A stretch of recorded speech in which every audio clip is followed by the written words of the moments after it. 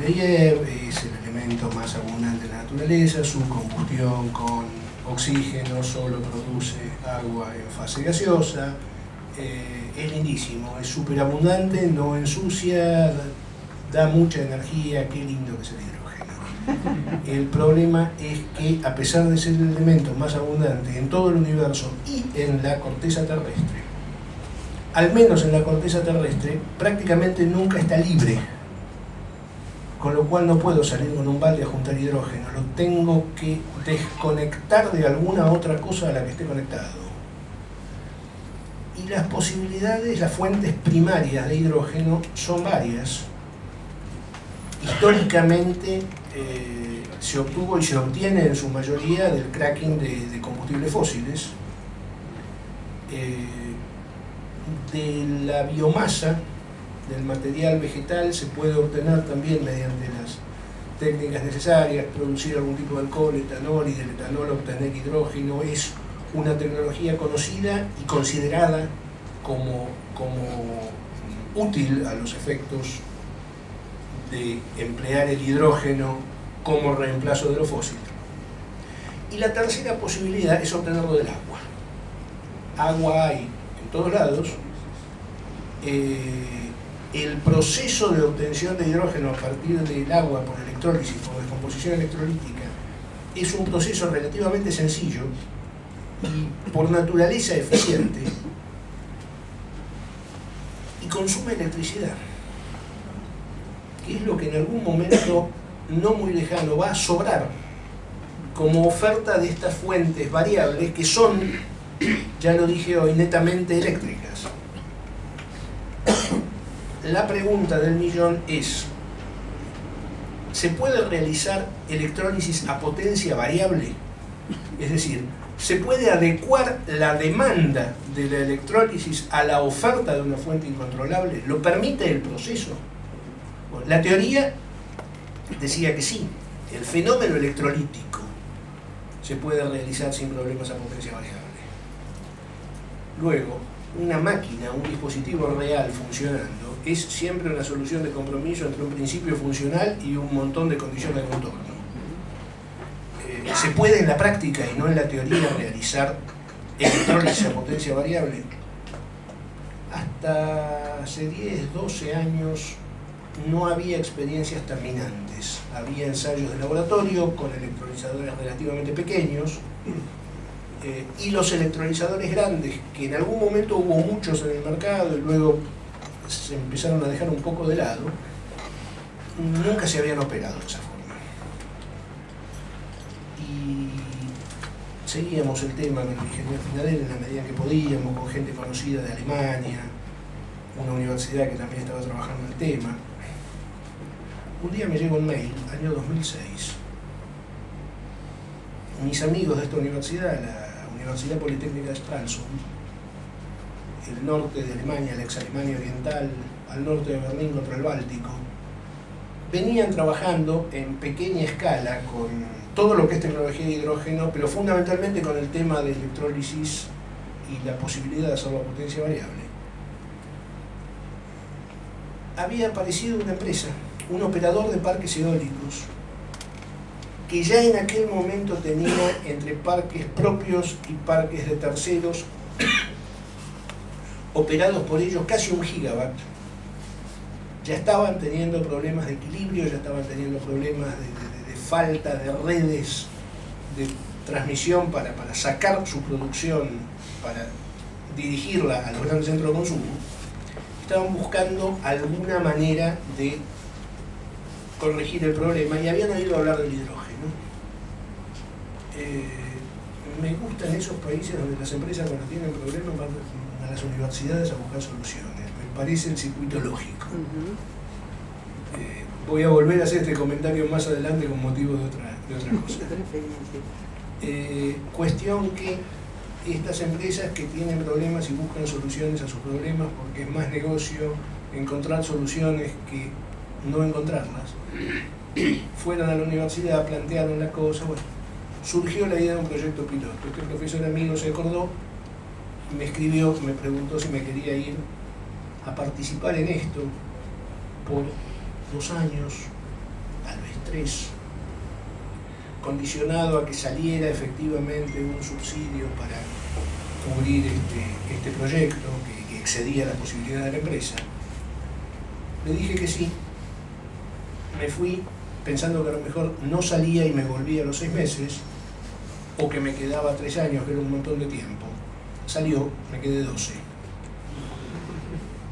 Y me quedé 12, perdón por la autorreferencia, pero creo que es históricamente interesante. No me quedé 12 años cualquiera, me quedé justo esos 12 años, que son históricamente los años en que la tecnología de hidrógeno en sus distintas fases empezó a salir de los laboratorios para empezar a plasmarse en proyectos de grandes potencias, de dimensiones industriales, de uso real, buscando al futuro consumidor, mostrándose al futuro consumidor. Y yo tuve la suerte de presenciarla desde la platea. Decir protagonizarla sería un exceso de caradurez, pero al menos de verla muy de cerca. Entonces, lo que voy a contar ahora, salvo 2 o 3 cosas en las cuales pude participar, es lo que se está haciendo, no lo que estuve haciendo yo, lo que se está haciendo a nivel mundial, y que acá no se termina de ver claramente. La tecnología de hidrógeno, o el paquete de tecnología de hidrógeno en sus distintas áreas, está empezando a jugar un papel real en muchos lugares. Lo que voy a mostrar no es nuevo, está en internet, pero es nuevo en cuanto a que es una información actualizada. Y acá es como que, tal vez porque estemos lejos o porque no se está utilizando, no se termina de ver claramente.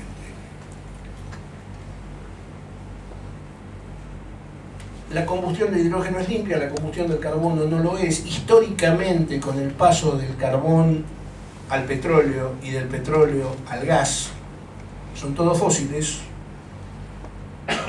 pero más los líquidos que el carbón y más el gas que los líquidos tienen un determinado contenido de hidrógeno.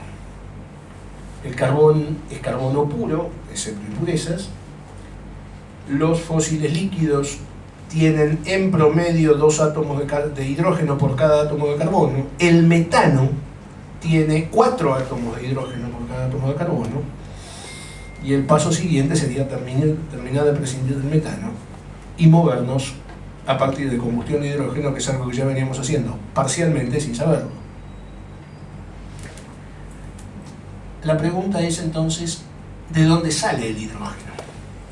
Bueno, voy a hablar sobre la alternativa electrolítica. Hay otras, esta es la que más me gusta, porque mata 2 pájaros de un tiro. Los ecologistas no les va a caer bien el comentario de los 2 pájaros, pero bueno, es una forma de decirlo. El esquema de la electrólisis es muy simple. 2 placas con 2 polaridades, una membrana al medio exclusivamente para que el gas que se produce en un electrodo no se mezcle con el otro. Esto pasado a una configuración industrial, esto es un esquema teórico, una cosa de laboratorio, didáctica, pasado a la realidad es una serie de discos, electrodo, diafragma, así hasta componer largos equipos. Es una tecnología conocida, confiable, eficiente, y que de alguna manera el proyecto en el que yo participé demostró por primera vez que además es capaz de operar muy bien a potencia variable dentro de un rango muy amplio de potencias, sin pérdida de las cualidades del hidrógeno generado, manteniendo niveles de pureza adecuados, etc. Electrolizadores hay para todos los gustos. Existen electrolizadores chicos, medianos, grandes. Ahí está el apilado de discos que veíamos antes, son los disquitos que están acá dentro de este stack. Acá, bueno, esto está cerrado, pero tiene adentro una cosa semejante. ¿Qué diferencia operativamente a los electrolizadores chicos de los medianos, de los grandes? Bueno, se me ocurrió plantear una analogía que es perfectamente válida. Los electrolizadores pequeños, hay muchos en el mercado. Son como los ciclomotores, son para ir al kiosco y volver. Nadie pretende grandes cualidades, no tienen por qué ser particularmente económicos, no tienen por qué ser particularmente eficientes. Total, lo que tienen que hacer es muy poco, generar pequeñas cantidades de hidrógeno en el lugar y en el momento adecuado, se lo puede tener arriba de una mesa. Son toda una familia de electrolizadores que no se diferencian constitutivamente de los equipos más grandes. Sí, un poco en pautas de diseño se busca una u otra cosa. Los electrolizadores, la gama mediana, estos sí se sabía que funcionaban bien a potencia variable. Con el ciclomotor hago lo que quiero, básicamente porque lo controlo yo. Me puedo pegar un golpe, bueno, eso es parte de las reglas del juego, pero en principio es suficientemente simple como para no requerir grandes mecanismos de control ni grandes complejidades. Ya los intermedios, a los efectos de que sean seguros, confiables, duraderos y tal, empiezan a ser un poco más complicados. Ya con el auto no hago lo que se me da la gana, fundamentalmente porque si me sale mal el accidente es mucho más grande, pero además porque el vehículo en sí mismo ya tiene un montón de sistemas de control propios que convierten al operador un poco en un pasajero con escasa participación en muchos controles. Pasa lo mismo con los electrolizadores, y de ahí venía la duda de si realmente se los podía hacer algo para lo que no habían sido concebidos, porque son muy automáticos. Anécdota, cuando empezamos con este proyecto y pensamos en comprar un electrolizador de porte y ensayarlo en este modo de operación infrecuente, recibimos pocas ofertas y alguno de los oferentes, cuando se enteró de cómo lo queríamos operar, retiró la oferta. Han pasado 10 años y si uno entra a la página de internet de este fabricante, lo primero con lo que se va a encontrar es con un gran cartel que dice: nuestros electrolizadores son capaces de operar óptimamente a potencia variable. Si hubiesen animado hace 10 años o 12 años y hubiésemos usado uno de esta gente en lugar de tener que fabricarnos el nuestro propio. Lo hicimos y anduvo muy bien. Los grandes, vale la analogía, los electrolizadores grandes, igual que los transportes grandes, son concebidos para ser operados por profesionales del volante de la electrólisis. Y mientras se los opera adecuadamente, funcionan muy bien y duran miles de horas o millones de kilómetros. Es decir, es tecnológicamente factible generar por electrólisis tanto hidrógeno como el mercado me demande en condiciones de pureza óptimas y con una capacidad, y subrayo, y con una capacidad de adecuación a la oferta eléctrica que no solo permite que empleen sin ningún perjuicio fuentes variables, sino que yendo un paso más allá, operados en conjunto dentro de una red, contribuyen al equilibrio de la totalidad de la red y no solamente del propio equipo. Antes de venirme, 2 meses antes de venirme, hace 1 año y medio, cerca de Hamburgo, se puso en servicio una planta de 10 megawatts de electrólisis dentro de una refinería. Reemplazaba equipos de otra tecnología por electrolizadores, antes obtenían su hidrógeno de otro modo. Como la electrólisis es un fenómeno fuertemente energético dependiente o energético intensivo, la condición más ventajosa era poder conseguir la energía eléctrica lo más barata posible. ¿Qué se les ocurrió hacer? Se les ocurrió instalar una potencia superior a la que necesitaban. Total, no son tan caros como para poder tener margen de operar toda la planta a potencias intermedias y no siempre a potencia nominal. Y pusieron la operación de esa planta en manos del operador eléctrico de la zona. que se estaba volviendo loco con tantas máquinas eólicas como hay en el norte de Alemania, le dijeron figurativamente, al operador de red: te prestamos esto para que equilibres la red a condición de que nos des energía barata. Felices los dos, generaron todo el cuerpo normativo necesario para poder operar de esa manera y facultaron al operador de red local para que operara su red y la utilizara como un servicio de rebalanceo que además como subproducto genera hidrógeno. Concebido así, ese límite del 15, 20, 25% es como que desaparece, porque si pensamos que ese hidrógeno aumenta la demanda eléctrica y abastece consumos energéticos no eléctricos de los que hablábamos antes, incluyendo los ferrocarriles que se mencionan en algún punto más adelante,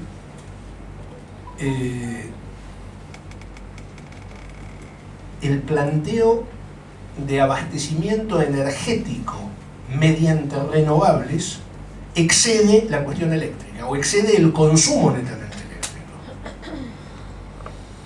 Bueno, toda esa tecnología ya se está empezando a plasmar en proyectos reales, ya está saliendo a la calle, ya está teniendo aplicación comercial y lentamente, con lo difícil que es desbancar a las petroleras que hace 150 años que copan el mercado, que me disculpen los petroleros presentes, la solución salió de los laboratorios, es técnicamente fiable, se está empezando a aplicar cada vez más en proyectos reales y está siendo cada vez más barata. Este es el esquema de la planta que armamos: máquinas eólicas que vertían a la red, cuyos excedentes van al electrolizador, que después se acumulan en tanques. Bueno, se le daba algún uso, no quiero abundar en detalles porque se nos va el tiempo, pero esto funcionó y aquel electrolizador demostró ser capaz de operar entre el 20 y el 100% de su potencia nominal en cuestión de segundos. O sea que la demanda adaptable o postergable, como la podamos llamar, tiene una capacidad, si está basada en electrolizadores, tiene una capacidad de reacción más rápida aún que las variaciones de la eólica. O sea que con suficientes electrolizadores instalados, que no constituyen exactamente un sistema de acumulación, porque nunca van a devolver, o en la mayoría de los casos no van a devolver electricidad a la propia red, eso sería demasiado caro, pero que quitan energía no despachable para abastecer con eso consumos externos, el transporte por ejemplo, ahí sí podemos tomar tanto como sea posible, y ese problema de estabilidad de la red por una relación de porcentaje prácticamente desaparece.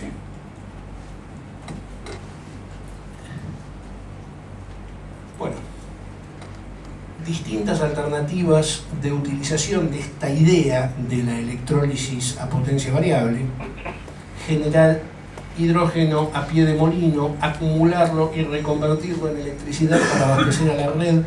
Es un concepto que luego se probó que no sirve por una cuestión de eficiencia, pero que se estudió bastante tiempo. Electrolizadores remotos como el número 3, tomando electricidad de la red en sintonía con las variaciones de las fuentes variables conectadas a esa red.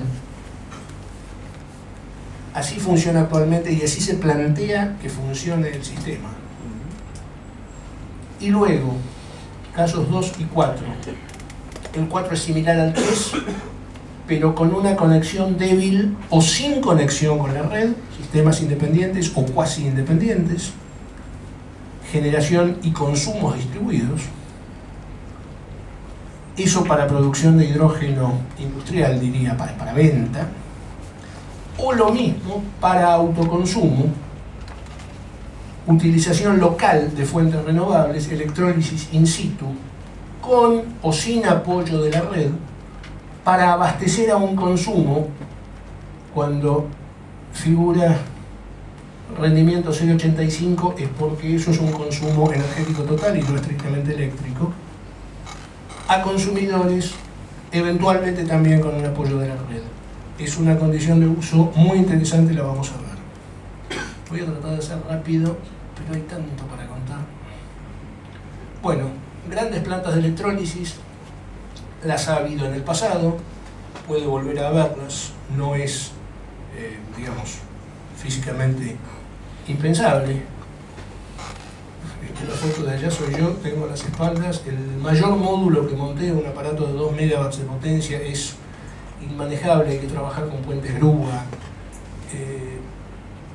Lo más razonable es ir a generación de hidrógeno distribuida geográficamente a partir de una multitud de equipos más pequeños que puedan trabajar coordinados por un sistema de control central. Es lo que se está planteando para proveer energía al transporte, que naturalmente tiene que abastecerse también de forma distribuida. Doctor Guadagnino. Sí, muchas gracias por la exposición. Yo tengo una pregunta que hacerle. ¿Cómo da la ecuación costo-beneficio cuando uno toma en cuenta todos los factores de costo y de beneficio? Porque uno de los beneficios que seguramente tiene esta tecnología es que no emite dióxido de carbono, lo cual es un beneficio, o lo que se llama una externalidad negativa en términos económicos. Pero ¿usted tiene algunos números de cuál es la relación costo-beneficio? Sí, gracias por recordármelo como lo estaba salteando. A partir del hidrógeno que producíamos en la planta que mostré, planta que todavía está en operación, con los costos asociados a ese proyecto, que era un proyecto piloto, que naturalmente los costos son superiores a una cosa estandarizada, estábamos en condiciones de proveer 1 kilogramo de hidrógeno por 6,50 € o 7 sin impuestos. El fisco alemán es un poco más piadoso que el fisco argentino, pero igualmente cuando puede algo aplica. Con 1 kilogramo de hidrógeno, un vehículo eléctrico a celdas de combustible, o sea, un vehículo de última tecnología concebido específicamente para consumir hidrógeno, recorre 100 kilómetros. O sea, 100 € los 100 kilómetros.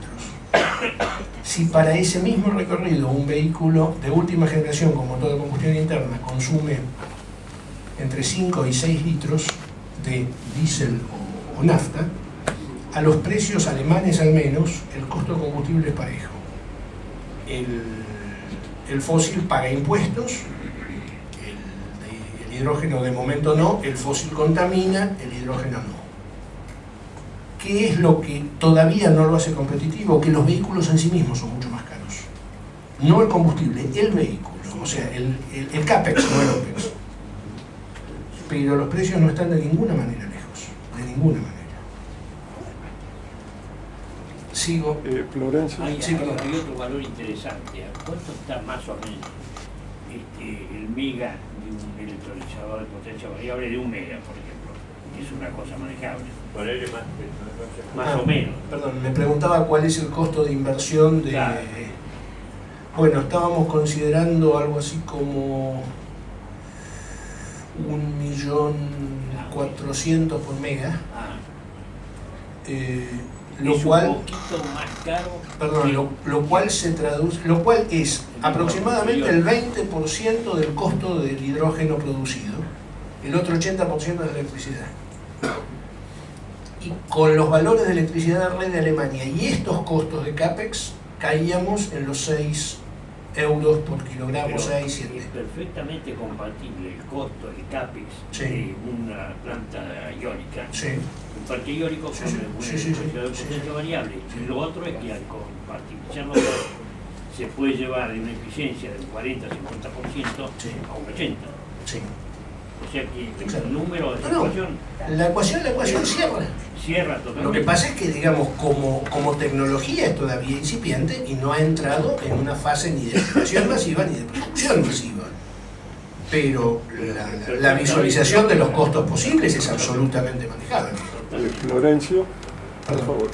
Creo que hay que considerar el mantenimiento de la unidad también. Prácticamente Porque, lo mismo. exactamente, en un caso de celda de combustible es mucho más económico el mantenimiento de la unidad que con un combustible convencional. No estoy muy seguro porque la tecnología es mucho más compleja. Igualmente estoy Sí. hablando de generación de hidrógeno. No hablo de la utilización inversión, hablo del costo de mantenimiento por kilómetro rodado. del usuario. Del usuario, Sí. del usuario. Y la otra cosa es que esto de cambiar en la ciudad un combustible fósil tradicional por biogás, ya hace 30 años que hay flotas en macrópolis como San Pablo Sí. de transporte urbano movidos a gas de biogás. Sí. O sea, es muy fácil asimilar de que si bien el biogás o largas metano Lo o vemos en utilizas- algún momento. Bien. Porque además ya se nos está empezando a ir la gente. Perdón, una pregunta adicional. Sí. En relación a los costos que estaban mencionando, el tema de las placas de platino, Sí. ¿hay algún avance que ha hecho que baje ese costo que era la mitad del CAPEX por año? Ingeniero Badarraco, ¿por qué anda siempre 2 pasos por delante mío? Me alegra porque veo que me sigue desde adelante. Voy a eso en un rato.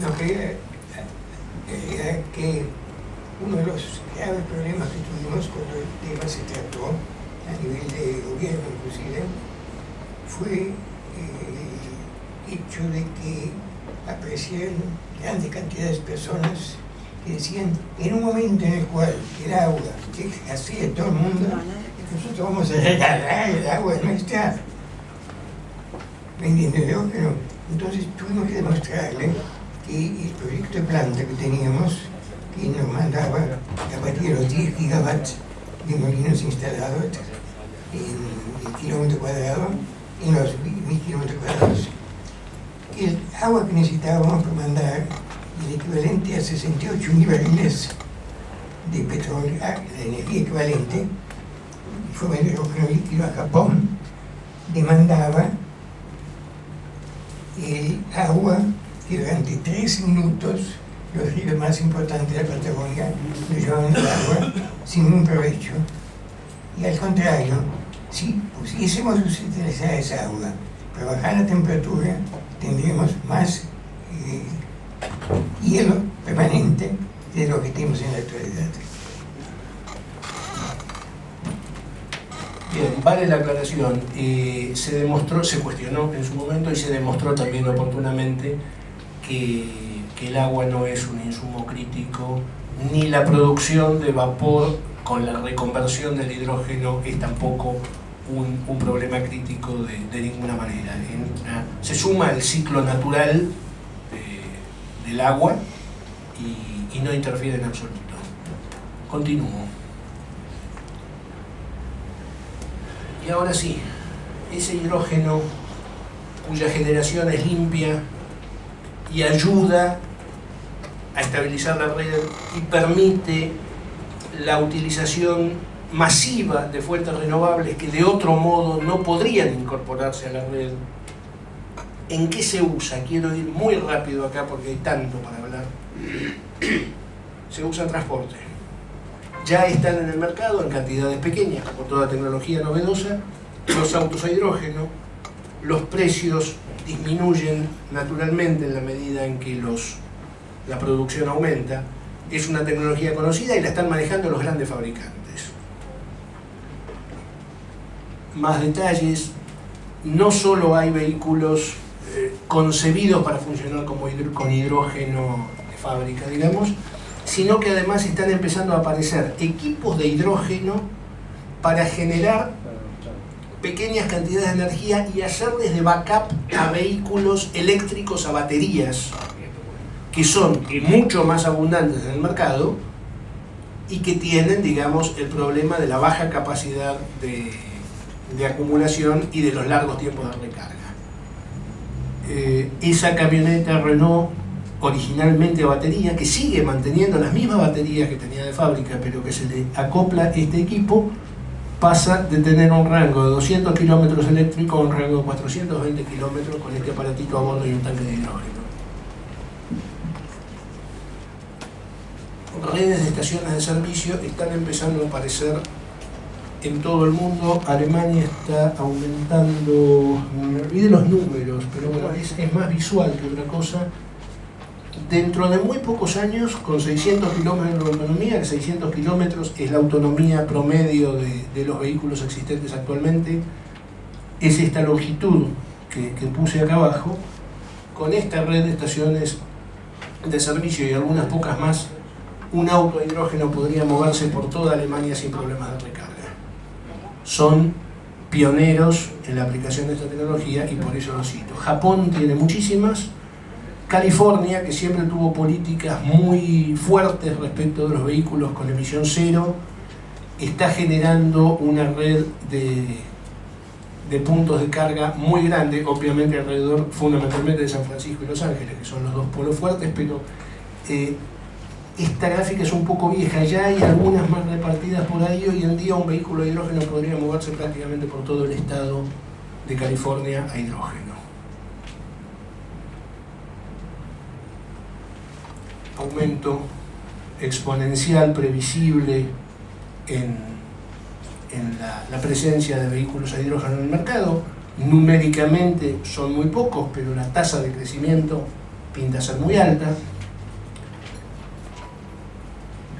Esto me lo voy a saltear en orden a la brevedad. Otras tecnologías para utilizar el hidrógeno en vehículos que no implican el uso del conversor de hidrógeno en electricidad, que es la celda de combustible, que tiene todavía un contenido de metales preciosos que necesita de una cierta cantidad de metales preciosos en su interior y que podría ser un factor limitante. Se están estudiando seriamente otras alternativas para utilizar el hidrógeno en formar combustibles de síntesis y utilizar esos combustibles de síntesis no fósiles en motores de combustión interna disponibles, adaptados. Por ejemplo, el metanol. Ya hay vehículos a metanol comercialmente en el mercado, pequeñas cantidades, pero han aparecido en previsión a un nicho de mercado. Es un tema que vamos a empezar a trabajar con un pequeño grupo de colegas organizado por el arquitecto Wisniewski. Esperemos tener alguna novedad un poco más profunda dentro de un tiempo cuando podamos estudiar el asunto a fondo. Es una posibilidad promisoria, sobre todo para ciertas cuestiones, a ciertas condiciones de contorno propias de la Argentina. Es decir, resumiendo, hay otras posibilidades para utilizar hidrógeno en vehículos que no son las celdas de combustible, que son muy lindas, pero que todavía son escasas y relativamente caras. Y ahora sí, grandes aplicaciones, y acá veníamos a lo que me preguntaba alguien hoy. La fotito aquella la vengo usando en distintas presentaciones hace 6 o 8 años. Bueno, hace mucho tiempo que hay planes, proyectos piloto de utilización de hidrógeno para el transporte de pasajeros en grandes ciudades, donde el tema de la contaminación puntual es crítico.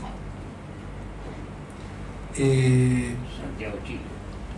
Tantos lugares. Santiago, Chile creo que ya está empezando con algo, por lo menos tiene autobuses eléctricos. Pero eléctrico no hay hidrógeno. Eléctricos no hay hidrógeno, pero digamos, la problemática es esa.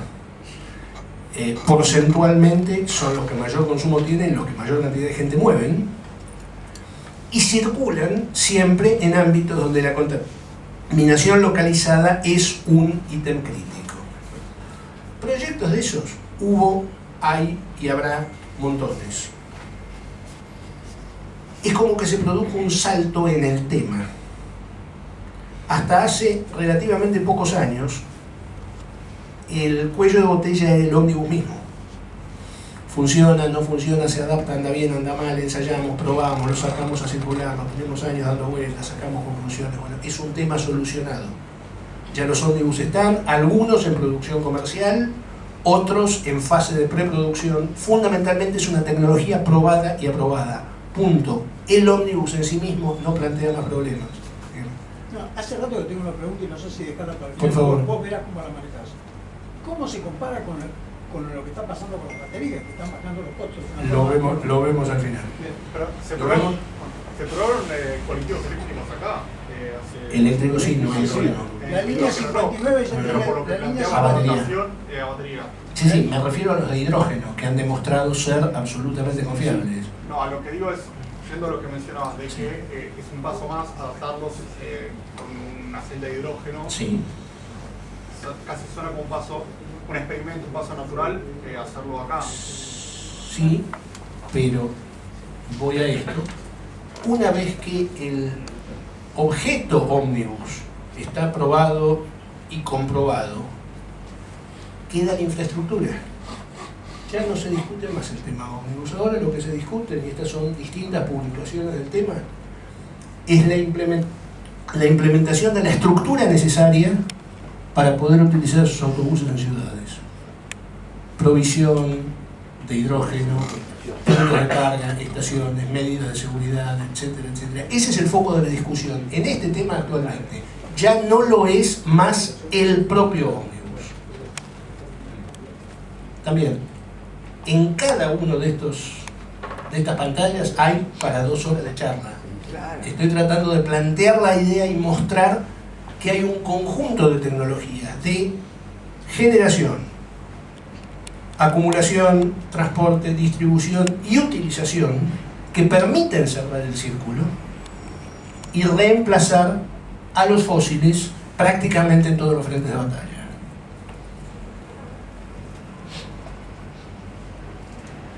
Camiones, grandes consumidores, grandes contaminantes.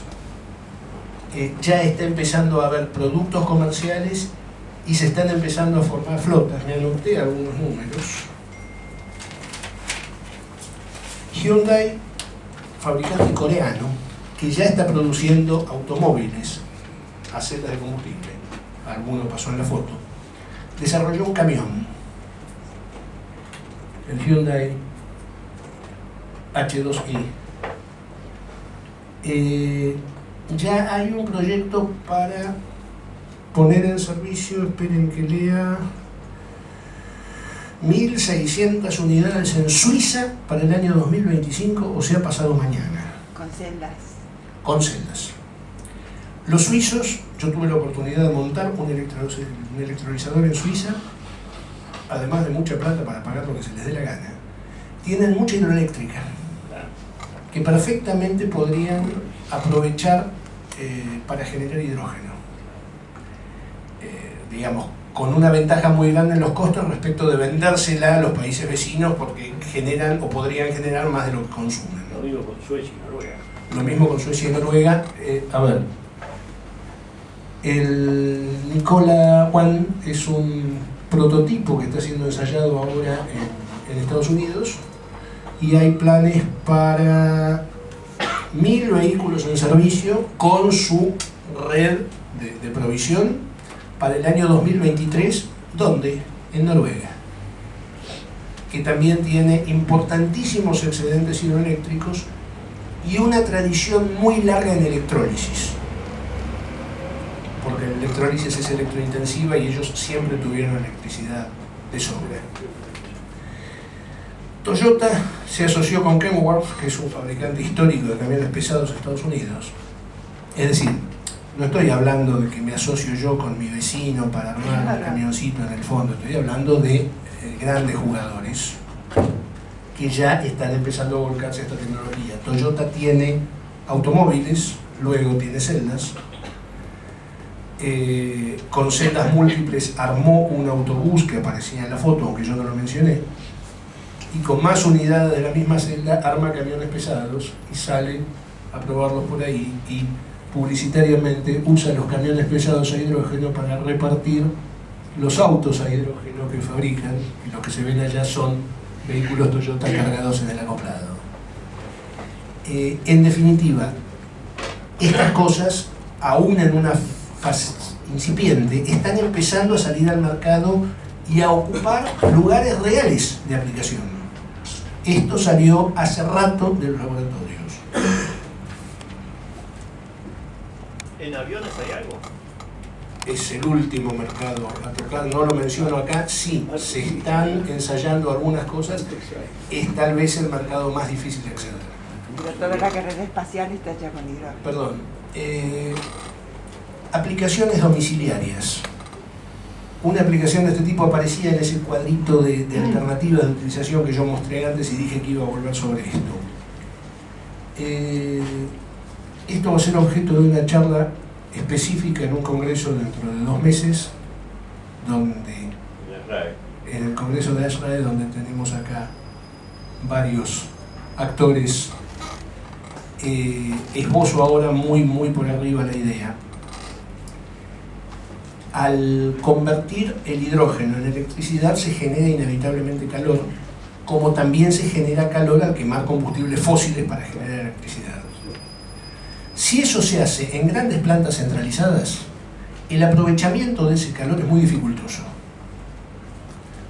Lo ideal para un aprovechamiento energético, no estrictamente eléctrico, un aprovechamiento energético óptimo, es distribuir la conversión de ese combustible, ya sea hidrógeno o fósil, y hacer la electrificación a pie de usuario. Vienen los trenes en 2 minutos, no se me escape. Creo que en la próxima pantalla. Es más, voy a los trenes y después vuelvo sobre esto, porque lo había prometido. Otro mercado fuerte en su importancia es el mercado de los ferrocarriles, porque son consumidores intensivos, o bien de electricidad de red, lo cual los convierte en consumidores no prorrogables, tienen que andar cuando tienen que andar,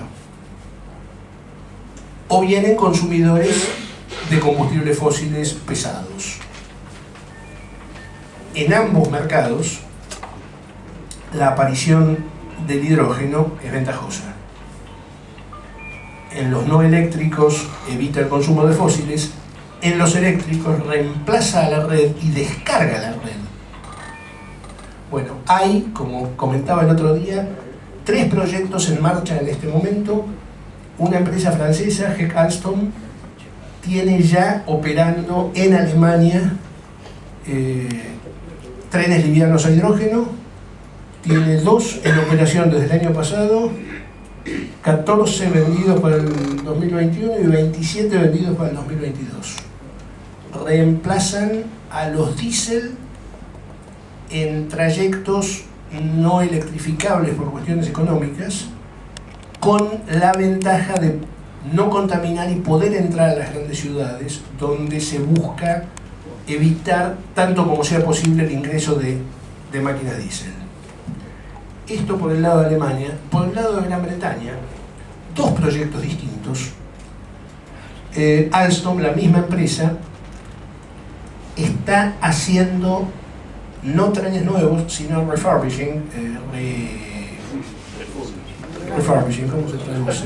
Refurbishing, reacondicionamiento, reconversión de trenes existentes. Van a entrar en 2021, o sea, pasado mañana, con el primer prototipo ya está en construcción. Se planea la reconversión de 100 unidades de ese modelo como para empezar. Van a empezar con 1, pero el paso siguiente inmediato serían 100 unidades. El Reino Unido planea abandonar el uso de diésel en ferrocarriles para el año 2040. Aunque uno no lo crea, más del 50% de la red ferroviaria británica no está electrificada. O sea que estamos hablando de eliminar el uso del combustible en el cual se apoya el 50% de su transporte ferroviario, siendo ellos los inventores del ferrocarril. Dice algo numéricamente. Bueno, los ingleses tienen además otro proyecto. Son 2 proyectos similares, independientes. Esta gente también está desarrollando un módulo de reconversión de unidades existentes.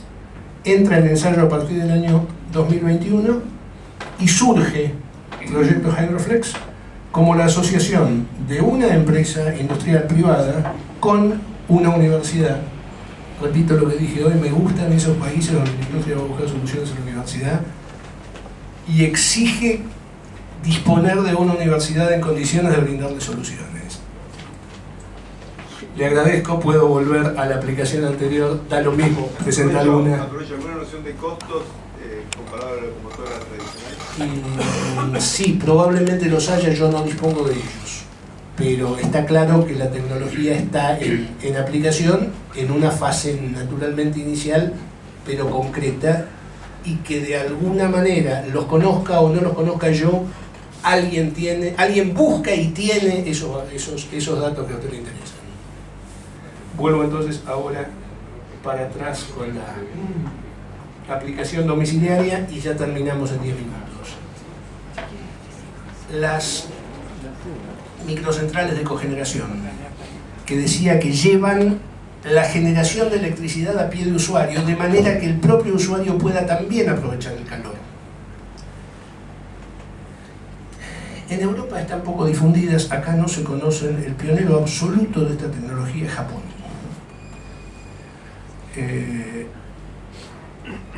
Japón, que carece de combustibles fósiles, que tiene muy poco territorio, mucha gente, con un consumo per cápita muy alto, y que además por cuestiones de seguridad y por cuestiones estratégicas ha decidido sacar de servicio todas sus centrales nucleares, tiene que optimizar el uso de todo al máximo posible. Ya hace años que largaron un plan, el plan empezó en el año 2004-2005, de aplicación de estos equipos que los pasé de largo, pequeños equipos domiciliarios que primero consumían gas natural en pequeños motores, como pequeños grupos electrógenos con aprovechamiento de calor. Se usaron motores alternativos, se usaron motores de ciclo Stirling, se usaron pequeñísimas turbinas de gas, y con el paso del tiempo se empezó a orientar todo a la utilización de celdas de combustible de distintas tecnologías, porque no todas las celdas de combustible son iguales, pero empezaron a instalar equipos de estos, los motores de ciclo, digamos, de motor de pistón o de ciclo Stirling, o las turbinas de gas consumían directamente gas natural, y las celdas de combustible incorporaban un pequeño reformador electrolítico, un pequeño reformador catalítico, disculpen, que extraía el hidrógeno del gas natural y lo empleaba en la celda de combustible. Ahora ya están usando celdas de segunda generación, celdas de óxido sólido, que hacen la reforma internamente a partir del propio calor de la reacción. Bueno, es un paso más allá. Números. Yo mismo no tenía idea de ciertos números. Bueno, allá están las características de individuales de cada uno de estos dispositivos. Andan en el orden de los 700 watts, 1 kilowatt eléctrico máximo. Más en realidad no hace falta. Bien administrado, más no hace falta. Claro, se apaga el televisor cuando se encienden las lavarropas y viceversa, y la gestión de carga, volvemos a lo mismo, afinadísima, y está. ¿Perdón? ¿Se automatiza eso? Sí, por supuesto. Son japoneses y lo automatizan hasta los buenos días. Sí, perdón, están siendo empleadas masivamente en un lugar donde las condiciones tecnológicas de contorno son las adecuadas. En otros lados no prosperaría. Sí. La tecnología de los tanques de almacenamiento y el problema de la explosión y del manejo. La tecnología de los tanques de almacenamiento, sí. El problema de explosión ya está solucionado, probado, testeado, normalizado y reglamentado. Se hizo básicamente apuntando a los vehículos, es la condición de servicio más crítica. No se acumula hidrógeno en fase líquida como se hizo en alguna época, no es ni técnicamente conveniente ni económicamente competitivo. los automóviles, para poder recorrer 600 kilómetros, que es la autonomía promedio de los vehículos a hidrógeno actuales, tienen tanques de hidrógeno a presión a 700 bares. Y una vez le preguntaron a un japonés, que era el que presentaba el auto, un directivo de Toyota, qué sucedería en caso de accidente. Y el tipo, con calma oriental, le contestó que en caso de accidente el lugar más seguro del auto es adentro del tanque. Absolutamente probados, no los sacarían a la calle si no fuera así. No, materiales compuestos, materiales plásticos combinados con láminas de aluminio, tecnología de muy alto nivel. Resisten todo lo que tienen que resistir, tienen un reciclado altísimo, es decir, soportan un número muy elevado de ciclos de carga y recarga, no pierden, no son un peligro, resisten choques, explosiones, disparos de bala. No son un cuello de botella, se puede... De ninguna manera. Es un problema tan superado que otras alternativas de acumulación se han quedado por el camino, porque esta alternativa les ganó. Todo el tema de acumulación por absorción en materiales metálicos quedó por el camino, la acumulación en fase líquida quedó por el camino, todos acumulan en fase gaseosa, los autos, los colectivos, los camiones, los trenes y por supuesto la acumulación fija, estática. No es de ninguna manera un cuello de botella. Gracias, porque era otro tema que me estaba planteando. Perdón, suena muy... Vamos a hacer un debate ahora, yo también quiero decir algo. Pues suena muy... entiendo que haya una mejora tecnológica, me imagino que por lo que dijiste hay una mejora tecnológica importante. Ahora, suena ideal, no real. ¿Qué pasaría realmente si hay una fuga de hidrógeno? Si hay una fuga de hidrógeno pasaría no mucho más que lo que pasaría si hubiese una fuga de nafta o de gas. El hidrógeno es muy liviano comparado con el aire, difunde a la alta atmósfera muy rápido. La mejor condición de seguridad para fuga de hidrógeno es la ventilación, que además es muy fácil de implementar. Yo siempre digo que hay en todo este paquete de tecnologías de hidrógeno 5 aspectos distintos. Los 3 centrales, que son los tecnológicos. Generación, transporte, acumulación, transporte y distribución, son tecnologías análogas. Utilización, transversal a todo eso está el tema de seguridad. Y la temperatura que juega. Que ya está, muy tratado. Digamos, tanto la seguridad de la generación como el transporte, acumulación, etcétera, como la seguridad de uso, son temas que han sido estudiados exhaustivamente y ya están en un punto donde tampoco son un cuello de botella. La temperatura, ¿qué temperatura? ¿Temperatura ambiente? No, la temperatura del equipo en sí, no sé. Una etapa en la cual... Perdón. A mí me debes una respuesta y el tiempo se me va. Yo Sí. me tengo que ir. Bien. Lo seguimos después en todo caso. No hay grandes temperaturas. Las celdas de combustible trabajan a menos de 100 grados. Hay muchos menos puntos calientes en una celda de combustible que en un motor de combustión interna. Muchísimo. Perdón.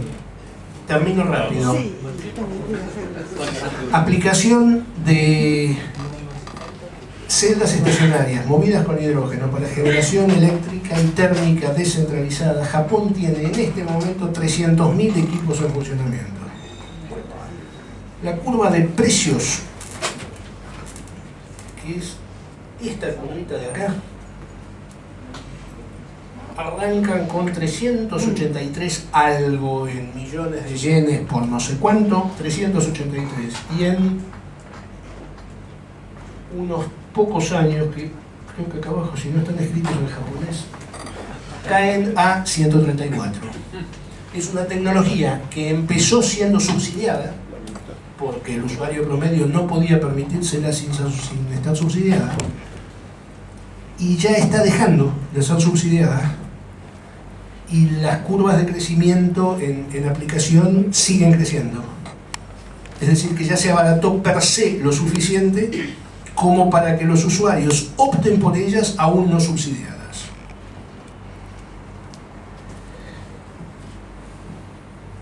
los trenes ya lo comenté. Bueno, último y triste tema. ¿Qué tal la Argentina respecto de esto? Cri, se oyen los grillos.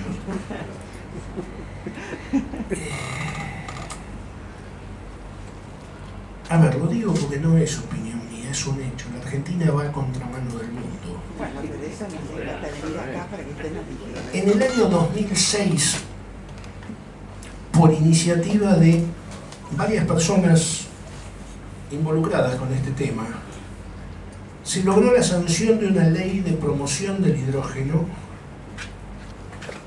que tenía algunas pequeñas fallas o cosas perfectibles, pero que en principio estaba muy bien como un marco para empezar a promocionar una tecnología que en la Argentina, por disponibilidad de fuentes primarias, por estructura de las redes eléctricas, por estructura de las redes de gas y por un montón de otros motivos, sería óptima.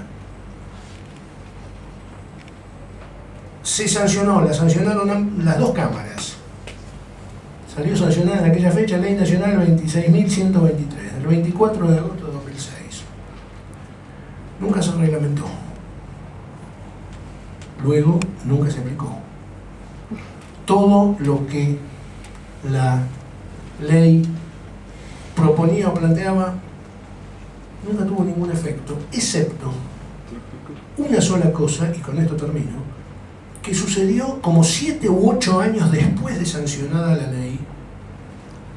La Secretaría de Energía, siguiendo las indicaciones de esta ley nunca reglamentada, convocó a un grupo de gente para elaborar un plan nacional de hidrógeno, que era uno de los tantos puntos contemplados por la ley. Tuve el altísimo honor de ser parte de ese grupo. Participé como revisor en la redacción de un plan nacional de hidrógeno que existió, que fue redactado, que fue presentado a las autoridades. Se generó una dependencia formal dentro de la Secretaría de Energía, el área de biocombustibles. Se habló de la creación de un Centro Nacional de Hidrógeno, de tener un presupuesto, de tener 7 proyectos de corto plazo, 8 de mediano plazo y 7 de largo plazo, más 2 transversales, para experimentar generación, acumulación, transporte, distribución, utilización y seguridad. En realidad los 2 transversales son seguridad y reglamentación. Con idea de empezar a funcionar en el año 2014, este plan se hizo en el año 2013, siendo que la ley era del 2006, y finalizar en el 2030. Y nunca se hizo nada.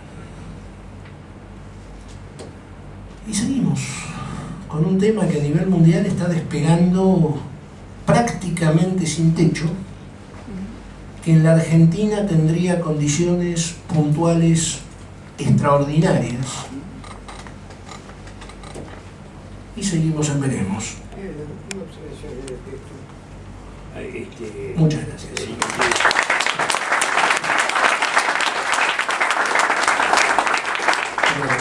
Primera sesión de micrófono.